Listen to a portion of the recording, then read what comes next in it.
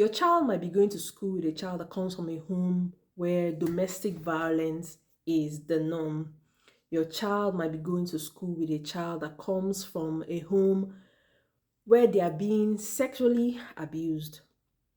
Your child might be going to school with a child that comes from a home where the parents is either neglectful or an absent parent. Your child might be going to school with a child that comes from a home where the parent is struggling with alcohol or substance abuse. Your child might be going to school with a child that comes from a home where a parent does not teach anybody safety education. Your child might be going to school with a child that comes from a home where a parent is struggling financially, maybe has food insecurity. Your child might be going to school with a child that comes from a home where online safety is absent and tech access is unmonitored. Your child, um, our children are interacting with kids who are dealing with lots of things at home and they act out in school. This doesn't make those kids bad, doesn't make them evil or rotten kids.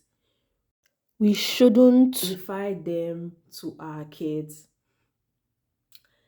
Those kids deserve compassion, and support, but also, very importantly, boundaries and intervention. All we can do is teach our own children, your own children, about what is safe, what is unsafe, what is okay and not okay when it comes to body boundaries. What to do is if they set boundaries and they are not respected by peers, that telling a teacher or asking for help is not tattletelling, is self advocating because they deserve the right to be safe at school. We should also ask the adults at school about how they handle, complaints about students' misconduct, bullying, harassment, and all that. Remembering that open, communication with your child's teacher and ask what proactive measures they take to prevent or reduce incidents of misconduct, bullying, harassment, or abuse. Your child isn't just learning maths and reading at school. They are learning to navigate a world full of different lived experiences.